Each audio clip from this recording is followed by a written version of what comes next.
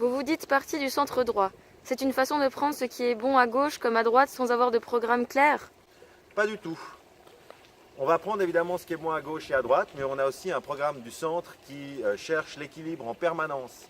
Et on a des idées claires sur le logement, sur le travail, au niveau cantonal, mais au niveau fédéral. Et ceux qui nous prêtent de prendre à gauche ou à droite sont des gens en fait qui sont très mécontents qu'on puisse de temps en temps penser que le programme de l'autre est meilleur que le sien. Le logement? Le logement à Genève, gros problème. On a déjà écrit un article sur ce sujet, Manhattan au Pave.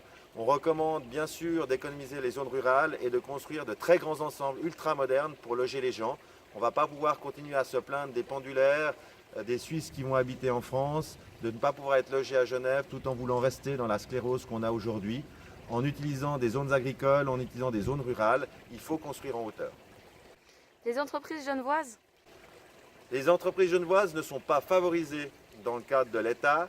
Les communes doivent favoriser les entreprises de leur commune. Le canton doit favoriser les entreprises du canton. On doit s'inquiéter de savoir quel est le tissu économique et des PME genevoises. Les PME genevoises croulent sous l'administratif, pas tellement sur la fiscalité, mais sous l'administratif.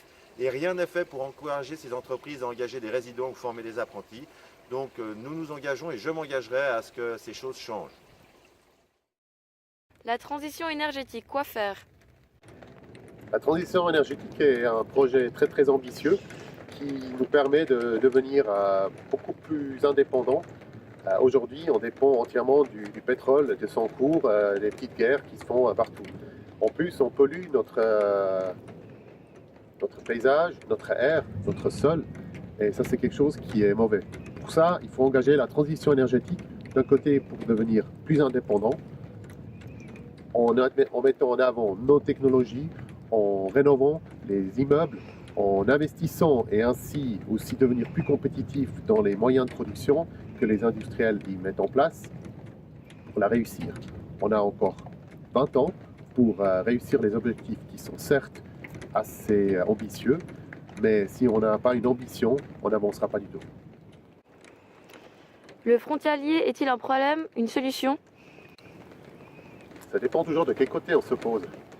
C'est clair, il y a une distorsion de la concurrence pour beaucoup de Genevois qui cherchent un travail. C'est plus simple de prendre un frontalier qui, avec d'autres coûts, peut accepter un travail à moindre coût. Et comme c'est toujours une équivalence qui est assez difficile à prouver, il y a des gens, des entreprises qui en profitent. Il y a d'autres qui jouent le jeu, qui sont corrects, qui engagent le frontalier au même prix que des Suisses, mais après, ils sont un désavantage concurrentiel lorsqu'il y a une mise en œuvre publique ou d'autres produits à proposer aux consommateurs.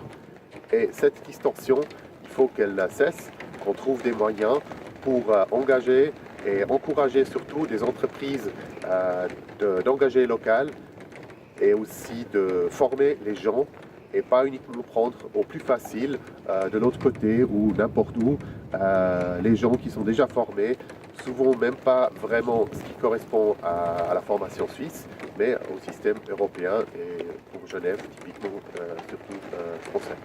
Pourquoi consommer local?